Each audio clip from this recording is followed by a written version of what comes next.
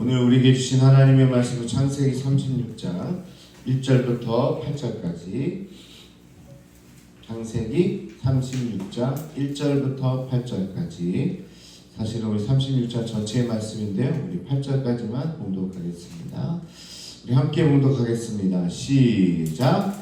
에서 곧 에돔의 족보는 이러하니라. 에서가 가나안 여인 중 헷 족속 엘론의 땅에 담아 히위 족속 시브온의 딸인 아나의 딸 오홀리마를 자기 아내로 맞이하고, 또 이스마엘의 딸 루마리오스의 바스맛을 맞이하였더니 아다는 엘리바스를 에서에게 낳았고, 바스맛은 루엘을 낳았고, 오홀리마는 여호수의 아람과 고레를 낳았으니 이들은 에서의 아들들이요 가나안 땅에서 그에게 태어난 자들이더라.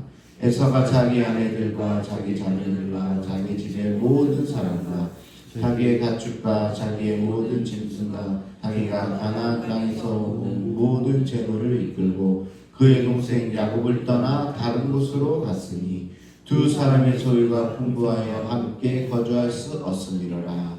그들이 거주하는 땅이 그들의 가축으로 말미암아 그들을 용납할 수 없었더라.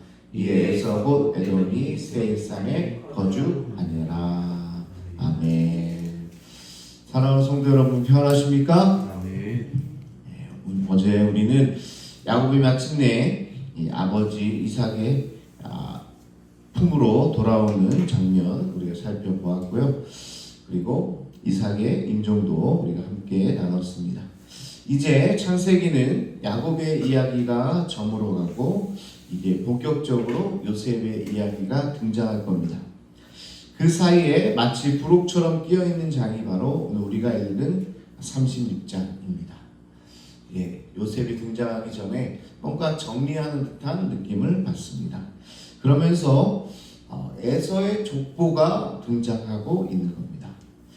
성경을 읽다가 낯선 이름들이 쏟아져 나오는 족보를 만나면 우리는 건너뛰고 싶은 유혹을 받습니다. 저는 안 그렇겠습니까? 여기 한번 읽어보면요, 그냥 사람 이름만 나오고 족보만 나오니까 이걸 건너뛰고 요셉으로 갈까, 그런 생각도 이제 들었었는데, 게다가 약속의 자녀인 이 야곱의 족보도 아니고, 어떻게 보면 우리가 언약 밖으로 밀려난 에서의 족보를 왜 이렇게 많이 기록했고, 또 우리는 왜 이런 성경을 읽어야 되나, 그런 생각이 들기도 하잖아요. 그래요? 야곱의 족보라면 우리가 얼마든지 보겠지만, 에서는 누구야? 걔는 이제 장자권도 축복권도 잃고 그냥 어쩌면 정통에서 사라진 인물 아니야? 근데 왜 그 족보까지 보고 있어야 될까? 그런데요, 여기에는 하나님께서 우리에게 주시고자 하는 분명한 메시지가 있습니다. 성경에는요, 그냥 기록된 게 없어요. 다 하나님의 섭리와 뜻에 안에 있어서 기록되었다는 거죠. 세상의 눈으로 보는 성공과 믿음의 눈으로 보는 복이 어떻게 다른지를 여기서 보여주고 있습니다. 그래서 오늘 주제는 세상이 보는 성공과 또 신앙인이 보는 복이 다르다라는 거죠. 자, 본문을 보면 에서는 인간적으로 볼 때 실패한 인생이 아닙니다. 오히려 엄청나게 성공을 가져왔어요. 6절과 7절을 보니까 가축과 재물이 너무 많아서 동생 야곱과 함께 살 수 없을 정도라.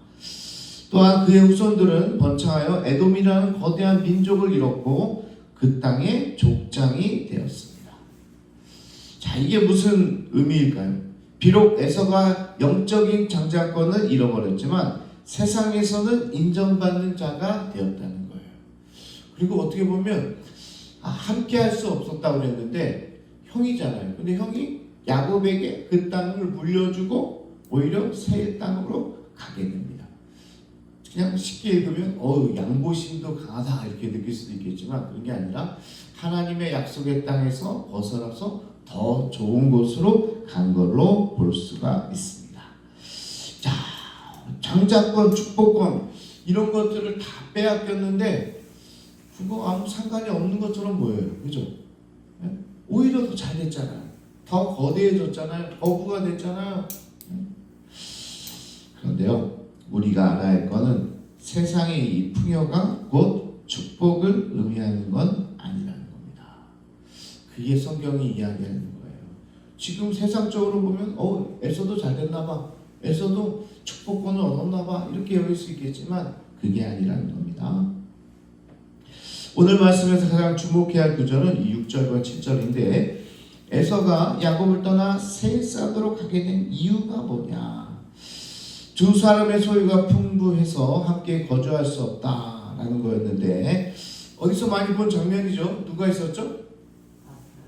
아브라함과 롯이 있었잖아요. 그때도 둘이 번창하게 되니까 함께 있을 수 없어서 롯이 어디로 가요? 소돔과 고모라로 가죠. 그거 아주 같은 아주 판박이의 모습이라는 거죠. 에서는 재산이 많아지자 이 약속의 땅 가나안, 양보가 아니라고 했어요. 어떻게 보면 그래, 네가 여기 살아, 내가 다른 데로 갈게, 이러면 아브라함의 마음이 아니라, 야 여기 좀 별볼이 없는 것 같고 저기 강남으로 가면 요즘 강남이 뜬다는데 한번 걸로 가봐야 되겠다. 그리고 그 돈을 가지고 싹 한 거예요. 그러니까 어떻게 보면 약속의 땅을 그냥 지체 없이 떠났다, 미련 없이 떠났다라는 겁니다. 그에게는 하나님의 언약보다 눈앞의 풍요와 현실적인 안락함이 더 중요했기 때문에 그런 거죠. 그는 2절에 나오는 것처럼 가나안 여인들과 결혼하여 혈통을 혼합했고 결국 언약의 땅을 등지고 세상의 땅인 세일로 가서 정착을 하게 됐다는 거죠. 또 하나님께서 말씀하신 믿음의 가정을 이루라고 그랬는데 전혀 그런 거 안 하고 사지 않죠. 오히려 가나안의 여인들과 결혼하면서 뭔가 더 풍요롭게 하는 데만 정신이 달려 있었다는 겁니다. 여기서 우리가 깨달아야 할 진리가 있는 거죠. 물질이 많아지는 것이 곧 복이 아니라는 사실입니다. 할렐루야. 우리 여기 계신 분들은 다 그렇게 살아가고 계시겠지만 물질을 채우는 것으로 행복을 이룰 수 없다. 만약 내게 주어진 풍요 때문에 내가 기도의 자리를 떠나게 되고 성공 때문에 예배의 자리에서 멀어진다면 그것은 축복이 아니라 오히려 저주이다. 우리가 이런 설교는 정말 많이 듣는데 가슴에 새기기 바랍니다. 이거는 축복이 아니에요. 저주라는 사실이죠. 에서는 풍요롭기 때문에 떠났지만 야곱은 약속의 땅에 머물렀다. 성경이 이야기하고 있어요. 진정한 복은 얼마나 가졌느냐가 아니라 어디에 머물러 있느냐에 달려있음을 여러분 기억하시기 바랍니다. 내가 어디에 있냐, 어디에 붙어있냐. 그리고 예수님 얘기하잖아요. 포도나무 가지는 포도나무에 붙어 있어야 그게 성장하는 길이고 복을 받는 지름길이다. 여러분 어디에 붙어 있습니까? 얼마나 가졌느냐가 아니라 내가 몸담은 이 성산교회 공동체 안에 붙어 있어야 복을 받는 길이라는 거예요. 그래서 우리 예전에 우리 성도님들, 우리 선배 성도님들은요, 그걸 너무나 잘 알아서 이사를 갈 때도 항상 교회 근처에 있어야 되겠다. 이게 뭐 풍수지리 이런 거 아니고요. 내가 마음과 정서적으로 영적으로 내가 언제든지 교회 갈 수 있는 환경을 스스로 만드는 거예요. 예수님께 붙어있는 삶, 그게 바로 축복의 삶이다. 자, 그러면서 세상은 속도를 중요하게 여기지만 하나님은 항상 방향을 중요하게 생각하신다. 그래서 우리 또한 속도보다는 항상 뭘 따라간다고 그랬어요? 방향을 잡아야 된다라는 거죠. 읽지는 않았지만 31절을 보면요, 이스라엘 자손을 다스리는 왕이 있기 전에 에돔 땅을 다스리는 왕들이 이러하니라, 이런 표현이 나와요. 이 구조는 참 묘한 뉘앙스를 풍기고 있는 겁니다. 하나님의 언약 백성 이스라엘에는 아직 왕은커녕 제대로 된 국가의 깃들도 없는데 언약 밖의 자손인 에돔에는 벌써 번듯한 왕조가 들어섰다는 이야기입니다. 이해되세요?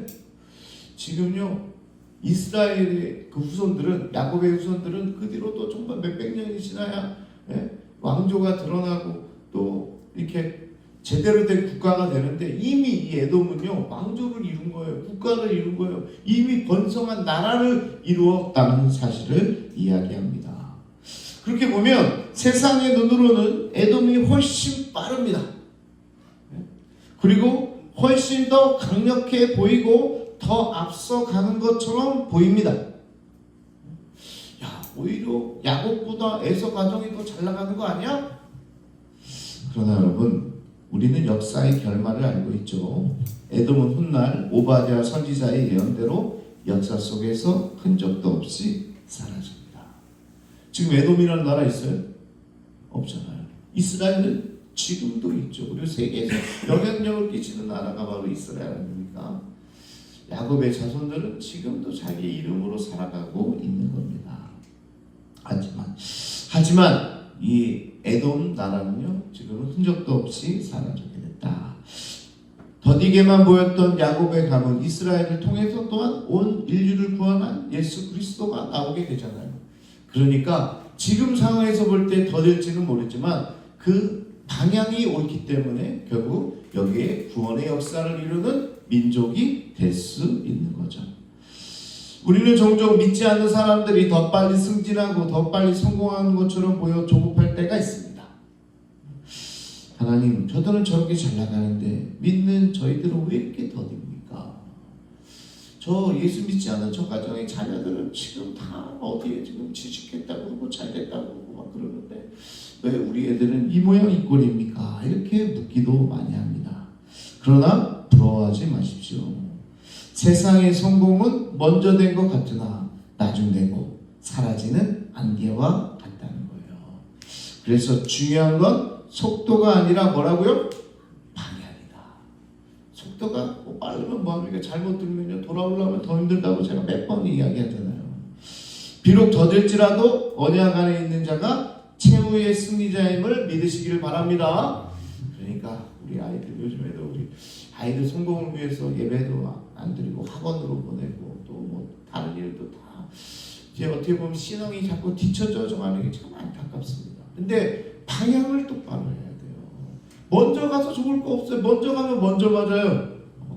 근데요, 늦게 줄 서 있으면요, 때리는 분이 지쳐가지고 안 맞을 때도 있어요. 학교에서 안 맞아봤나 봐요. 먼저 가면 좀 세게 맞아요. 나중에 가면 지쳐가지고 잘 안 맞기도 해요. 그러니까 먼저 가지 마세요. 방향이 중요합니다. 방향.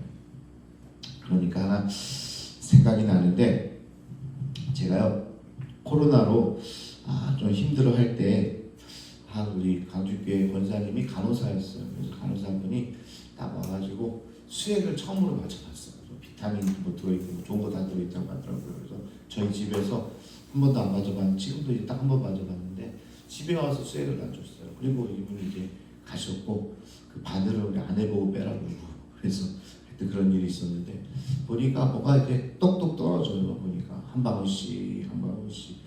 그러니까 저 이제 한 2시간 지나면 다 떨어진다는데 할 일도 없고 어디 갈 수도 없고 하니까 떨어지는 걸 계속 보고 있었어요.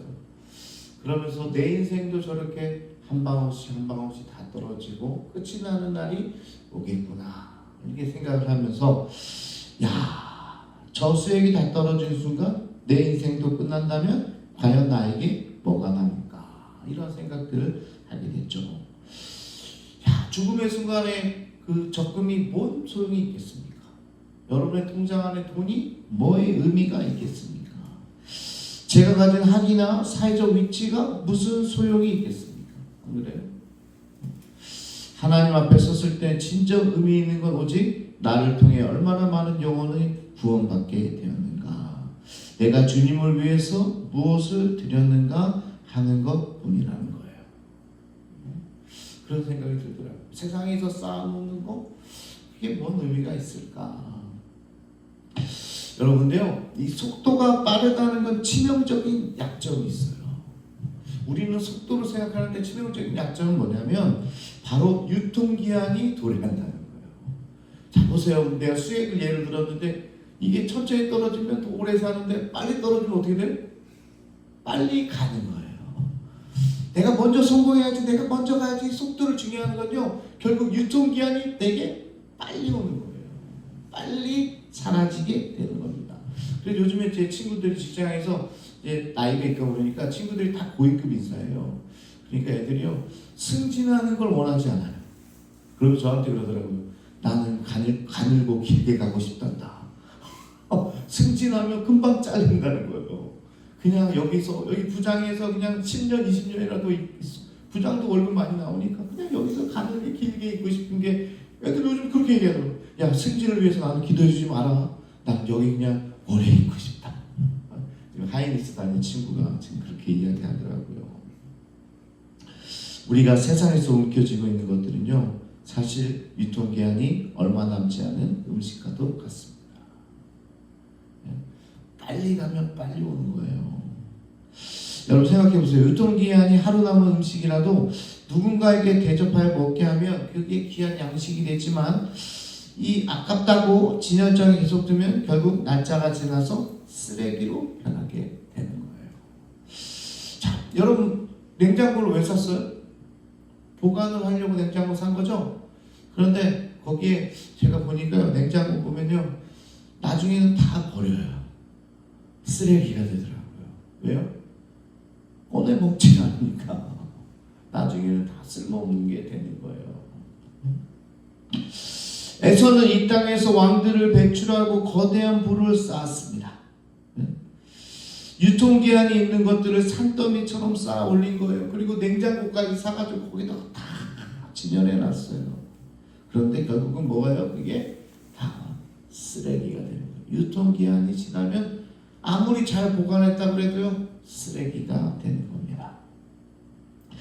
하나님 나라를 위해 쓰지 않았기 때문에 결국 역사 속에서 에돔도 흔적도 없이 사라지고 말았다는 거예요. 그의 모든 성공은 시간이 지나자 쓰레기가 되어버렸다. 이게 오늘의 메시지입니다. 지금 보면 엄청 잘 나가는 것 같고 엄청 빨리 가는 것 같고 엄청 성공한 것처럼 보이지만 결국 빨리 가니까 유통기한도 빨리 왔고, 그 유통기한에 차라리 그거를 유통기한 전에 하나님께 올려드렸다면 그게 정말 귀한 일이 되고 사명이 되고 복된 일이 되는데, 끝까지 자기에게 갖고 자기의 이익을 위해서 그냥 움켜쥐니까 유통기한이 지나게 되고 모든 지금의 성공이 쓰레기처럼 그냥 버려지게 돼버린 겁니다. 그래서 오늘 이 에서의 족보를 보면서, 에서의 성공을 보면서 우리가 반면교사로 삼아야 돼요. 나에게도 유통기한이 있고, 내 인생 지금 내 마음대로 살다 보면 언젠가는 쓰레기로 바뀔 수밖에 없는 겁니다. 자, 말씀을 맺겠습니다. 사랑하는 성도 여러분, 창세기 36장은 화려한 에서의 성공기를 보여주고 있어요. 그는 부자였고 족장이었고 그의 자손들을 통해서 왕들이 엄청나게 배출됐어요. 그러나 성경은 그가 야곱을 떠났다라고 기록하면서 그가 하나님의 언약 밖으로 나갔음을 분명하게 이야기하고 있습니다. 그리고 결과는 좋아 보일지 모르지만 결국은 유통기한이 지난 그런 쓰레기와 같은 인생이 되었다는 겁니다. 여러분, 오늘 하루 화려한 세상의 어떤 것의 마음과 그런 것을 빼앗기지 마시기 바랍니다. 오히려 속도보다는 방향성을 제대로 갖추시기를 축복합니다. 조금 느려도 조금 부족해도 하나님 곁에 머무는 것이 가장 큰 축복임을 여러분 기억하시기를 바랍니다. 그래서 세일산의 풍요보다 가나안의 약속을 붙드는 야곱과 같이 끝까지 여러분의 자리를 지키는 정말 축복된 성도들이 오늘 여기 계신 분들, 또 영상을 통해 시청하는 모든 분들이 되기를 주님의 이름으로 축원합니다. 우리 함께 기도하겠습니다. 기도할 때 유통기한에 있는 것들을 그냥 바라보면서 아버지 속도를 또 달려가면서 또 끌어들이려고 하지 않는가. 오히려 그것을 끝까지 지키는 건 뭔지 아세요? 바로 나눠주는 거예요. 써버리는 거예요. 내가 나만을 위해서 갖고 있는 게 아니라 그 재능을 사회에 기부하고 또 다른 힘들고 어려운 사람들에게 나눠주잖아요. 그러면요, 그건 영원한 거예요. 왜? 하늘에 쌓기 때문에 그렇습니다. 유통기한이 10년 남았는데 그거를요, 내가 갖고 나만을 위해 쓰는 게 아니라 바로 옆 사람 정말 힘들고 어려운 사람들 나누잖아요. 물질이든 그것이 시간이든 정성이든 그것을 나누면요, 영원히 유통기한이 없는 영원히 쌓이는 하늘의 보화로 남게 된다. 그게 야곱이 바라봤던 시선이고 야곱의 축복이라는 거예요. 그런데 에서는 그렇지 않았어요. 에서는 결국은 세상에 정말 속도전으로 나아가고 세상의 것들을 바라봤을 때 결국 그의 삶은 유통기한이 끝난 삶으로 변할 수밖에 없었다. 여러분, 이 두 갈림길이 있습니다. 어떤 길로 가실래요? 넓은 길, 사람들이 가는 길, 세상의 길로 가시겠습니까? 오늘 불렀던 찬양처럼 좁은 길로 가시겠습니까? 오늘 여러분의 선택이 있어요. 속도전을 펼치고 빨리 가려고 하고 먼저 가려고 하시렵니까? 아니면 조금 느리더라도 방향을 정확히 잡고 하나님이 있는 그곳으로 나가시겠습니까? 미련한 자는 속도를 펼치고 넓은 곳으로 가겠지만 오늘 지혜로운 자는 주님이 계신 그 좁은 문을 통과할 줄로 믿습니다. 나는 어느 길로 서야 되는지 오늘 결단하는 시간을 갖도록 하겠습니다. 이 시간 우리 주여 한번 부르시고 통성으로 함께 기도하겠습니다. 주여, 아버지 하나님, 오늘도 주님